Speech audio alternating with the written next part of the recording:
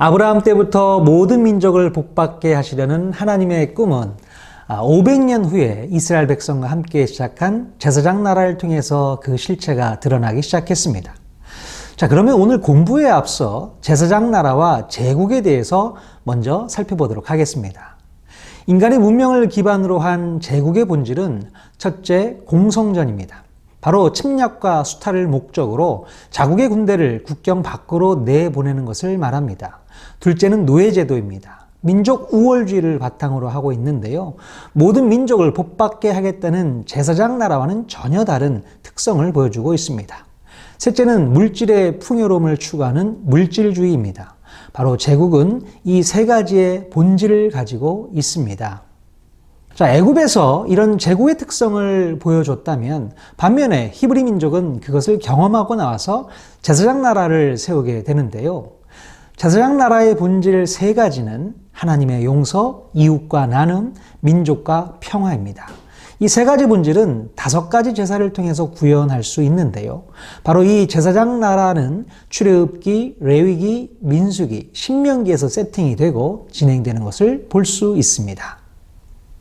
자, 그런데 이것이 진행되어지는 도중에서 보면 이 제사장 나라를 계속해서 튜닝시켜 나가는 일을 선지자들이 담당하게 됩니다. 하나님께서는 긴 시간 동안 선지자들을 순차적으로 보내주셨는데요. 성경에 등장하는 선지자들은 바로 5대 제국을 도구로 삼아서 제사장 나라를 튜닝해 나갔던 것입니다. 그리고 이제 때가 참에 우리 예수님께서 이 땅에 오셔서 이 제사장 나라를 더 큰 하나님 나라 그릇에 담게 되는 십자가 사역을 완성하시게 됩니다. 이렇게 제사장 나라 5대 제국 하나님 나라는 앞으로도 계속 살펴보도록 하겠습니다. 자, 오늘은 거룩한 시민학교 교과서를 공부하겠습니다. 바로 레위기 말씀인데요. 레위기는 하나님의 러브레터라고 할 수 있습니다. 왜 레위기 말씀이 하나님의 러브레터일까요? 예를 들어 설명하면요. 멀리 해외로 유학 간 딸이 한국에 계신 어머니로부터 편지를 받았는데 그 편지에는 딸아 사랑한다 라는 말은 어디에도 없고 다만 딸이 한국에 있을 때 즐겨 먹던 김치찌개 조리법이 빼곡히 적혀 있었다고 합니다. 딸은 그 편지를 보고 눈물을 흘릴 수밖에 없었을 것입니다. 다른 사람이 보면 레시피에 불과하겠지만 그 딸에게는 세상에서 가장 소중한 러브레터였던 것입니다. 레위기가 바로 이런 책입니다. 그래서 레위기는 반드시 읽고 넘어가야 할 책인 것입니다. 레위기는 하나님의 러브레터일 뿐만 아니라 한마디로 제사장 나라의 교과서입니다. 바로 제사장 나라는 레위기에 기록된 시행세칙들을 통해서 구현될 수 있는데요. 하나님의 용서, 이웃과 나눔, 민족과 평화를 실현할 수 있게 해줍니다. 이 교과서를 가지고 레위기 수업 교실이 열리게 되었는데요. 교육 기간은 이스라엘 백성들이 성막을 세운 후 시내산을 떠날 때까지 1개월 20일간의 특별 수업 기간이 있었습니다. 당연히 학생들은 애굽 노예 생활에서 해방이 된 이스라엘 백성들이었고요. 교육 목표는 거룩한 시민 양성이었습니다. 교과서의 내용을 살펴보면 제사 설계, 5가지 제사, 제사장 위임식, 정결규례, 거룩은 사랑이라는 커리큘럼을 포함하고 있습니다. 앞서 출애굽기에서는 성막의 설계와 시공에 대해서 살펴보았는데요. 이제 레위기를 통해서 제사의 설계와 시공을 살펴보려고 합니다. 여러분, 제사는 하나님께서 인간을 귀찮게 하기 위해 주신 것이 아니라 공의의 하나님께서 죄 지은 인간을 용서해 주시고 다시 만나 주시겠다는 적극적인 표현이 바로 제사입니다. 다시 말해서 제사는 하나님의 배려이며 사랑인 것이지요. 제사는 오직 하나님의 형상을 닮은 인간만이 하나님께 드릴 수 있었습니다. 그래서 그 제사를 통해 우리는 하나님과 더 깊은 관계를 가질 수 있는 것입니다. 자, 첫 번째 이야기, 5가지 제사를 3가지 방법으로입니다. 제사장 나라의 디테일이 이렇게 잘 세팅되는 곳이 바로 레위기입니다. 여러분, 제사장 나라는 제사를 가지고 나라를 세웠다는 뜻입니다. 5가지 제사인 번제, 소제, 화목제, 속죄제, 속건제를 통해서 하나님 나라의 경영이 충분하다는 뜻입니다. 이 5가지 제사는 반드시 3가지 방법이 충족되어야 하는데요.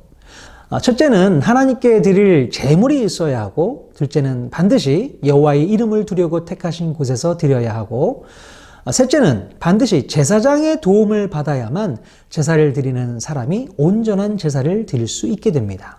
이렇게 제사장 나라의 5가지 제사는 반드시 3가지 방법을 가지고 1500년을 이어갈 수 있도록 설계가 되었습니다. 그러다가 우리 예수님께서 하늘 지성소인 십자가 위에서 하나님의 어린 양으로서, 또한 왕 같은 대제사장으로서 제사장 나라의 제사를 단번에 제사로 완성하신 것입니다. 특별히 5가지 제사 중에 화목제를 잠깐 살펴보면 하나님께서는 화목제를 통해 이웃과의 사랑을 지혜롭게 나눌 수 있도록 설계해 주셨습니다. 소, 양, 염소를 바치는 화목제는 주로 재력이 있는 사람들에게 의해 드려졌는데요. 이 화목제물의 고기는 하루 이틀 사이에 다 먹어야 했습니다. 그러니 자기 혼자서는 다 먹을 수 없고 부득이 이웃들과 함께 나누어 먹어야만 처리가 가능했습니다. 그래서 화목제를 통해서 이웃과의 나눔이 실현되는 하나의 예가 될 수 있었던 것입니다. 자, 그러면 속죄제는 어떤 제사일까요? 인간이 죄를 짓는 순간 무너져 내린 인생이 하나님 앞에 속죄 제사를 통해서 죄를 씻고 용서를 받고 회복이 되는 놀라운 제사가 속죄제입니다. 특별히 속죄제의 제물을 준비할 때에는 각자의 경제력을 기준으로 제물을 준비할 수 있습니다. 제물을 준비할 수 없는 가난한 사람들이 제사를 드리지 못하는 일이 없도록 하기 위해서 고운 가루 한 움큼이라도 들고 나오라는 말씀은 하나님의 세심한 배려를 느낄 수가 있습니다. 두 번째 이야기는 제사장 위임식과 첫 제사입니다. 첫 제사가 있다는 것은 마지막 제사가 있다는 것을 염두에 두고 살펴보도록 하겠습니다. 우선 제사장 나라의 제사장으로서 아론과 그의 아들들이 위임을 받게 되죠.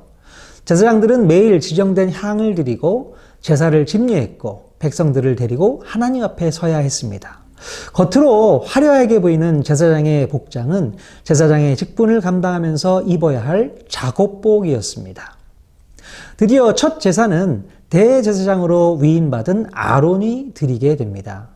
제사장 나라가 공식적으로 출범하는 영광스러운 장면이라고 할 수 있습니다. 모세를 비롯한 모든 백성이 손에 땀을 쥐며 제사를 집례하는 아론을 지켜보았을 것입니다.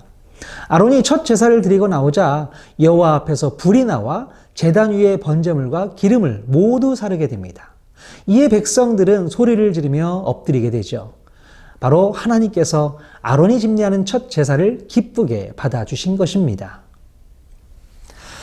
자, 이렇게 레위기 9장을 기반으로 첫 번째 대제사장 아론 이후 1500년이 지나서 마지막 대제사장이신 우리 예수님께서 십자가 위에서 우리 모두의 죄를 대신하는 마지막 제사를 집례하시게 됩니다.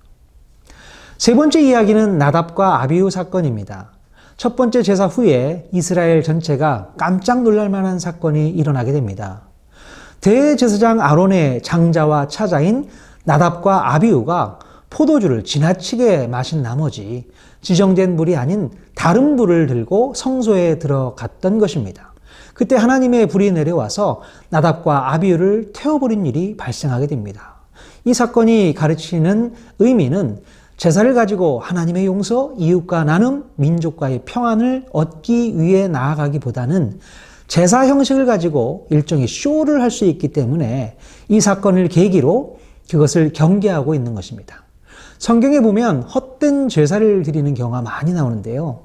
그래서 많은 선지자들이 이것을 질책했던 것을 볼 수 있습니다. 당시 레위 지파에 속했던 모세가 제사장 나라의 틀을 잡을 때에 12지파의 상당수 사람들은 모세와 아론이 이상한 형태의 지배 체계를 만들어서 권력을 사유하려는 것이 아닌지 의심하게 됩니다. 그래서 가데스 바네아 사건 이후에 고라와 다단과 아비람 사건이 터지게 됩니다. 이들은 마치 모세가 광야에서 왕노릇하면서 이상한 나라를 세우려고 한다고 생각했던 것입니다. 그러므로 이 5가지 제사 시스템이 모세 집안이 주도한 권력 사유화를 위한 시조가 아니라는 것을 보여주기 위해서 하나님께서는 나답과 아비후의 죽음을 통해서 그것을 증명해 주고 있는 것입니다. 네 번째 이야기는 거룩하고 정결한 삶을 위한 규례들입니다. 레위기 11장에는 먹어도 되는 음식, 먹지 말아야 할 음식이 나열되고 있습니다.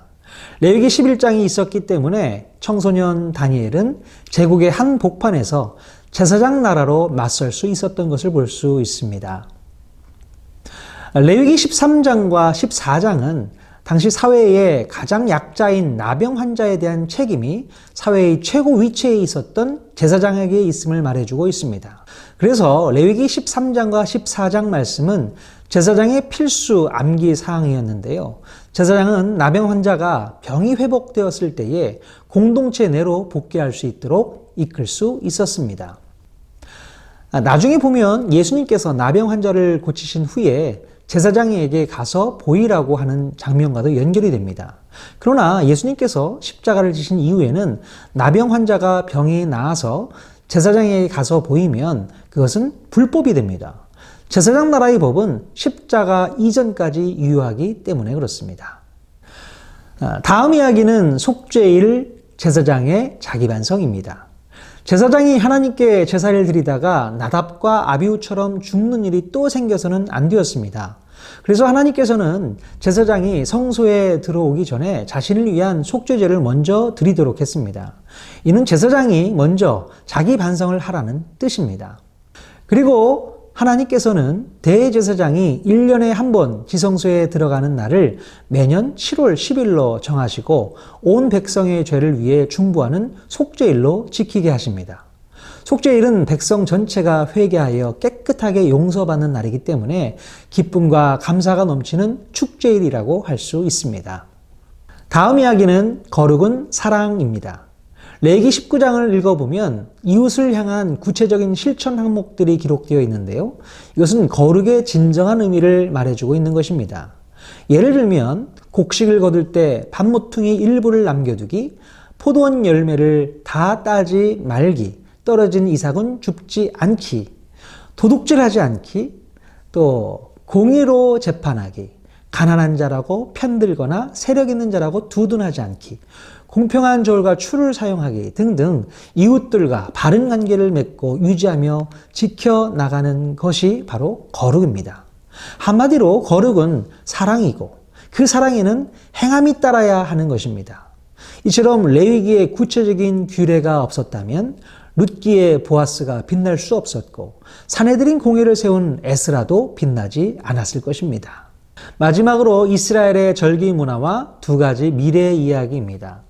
레위기 23장에서는 이스라엘 백성들이 지켜야 할 여러 절기를 말씀하십니다. 안식일, 유월절, 오순절, 초막절, 나팔절, 속죄일 등이 있었는데요. 하나님께서 제안하시는 이스라엘 절기 문화의 핵심은 쉬는 문화와 약자를 위한 문화입니다. 안식일을 비롯한 절기 기간에는 사회의 약자들까지 충분히 쉴 수 있게 하고 또한 모든 이스라엘 백성들이 하나님을 깊이 묵상할 수 있는 시간을 갖도록 정해주셨습니다. 레위기 26장에서는 이스라엘 백성들이 하나님의 말씀대로 준행하며 살 때와 그렇지 않을 때 어떤 결과가 있을지 두 가지 미래에 대해 기록하며 레위기의 결론을 말씀하고 있습니다. 제사장 나라의 법을 잘 지킬 때는 국방을 책임져 주신다는 것입니다. 너희 다섯이 백을 쫓고 너희 백이 만을 쫓을 것이라고 말씀하십니다. 그리고 경제를 책임져 주신다는 것입니다. 묵은 곡식을 먹다가 새 곡식으로 바꾸게 될 것이라고 말씀하십니다. 이렇게 하나님의 말씀에 순종만 하면 국방에 대한 안전과 경제적인 풍요를 누릴 수 있게 된다는 것이지요. 그러나 제사장 나라의 법을 지키지 않았을 때는 세 단계의 처벌이 있다고 말씀하고 있습니다. 1단계는 흉년이 있고 2단계는 수탈이 있고 3단계는 포로로 끌려간다는 것입니다. 바로 이스라엘 백성들이 제사장 나라의 법을 불순종했을 때에 이런 어려운 일을 겪게 된다는 것입니다. 그래서 그때로부터 900년 후에 활동했던 예레미야 선지자는 레위기 26장 말씀을 근거로 이스라엘 백성들이 포로로 끌려가게 될 것을 예언하였고 예수님의 새 언약을 예고할 수 있었던 것입니다. 자, 오늘 우리는 거룩한 시민학교 교과서 레위기 말씀을 살펴보았습니다. 우리가 레위기 말씀을 읽을 때에 많이 어렵다고 생각하는데요. 레위기는 어려운 책이 아니고 하나님의 러브레터라는 것을 꼭 기억하시고 읽어보면 좋겠습니다. 우리의 삶의 모든 이야기, 성경 한 권이면 충분합니다.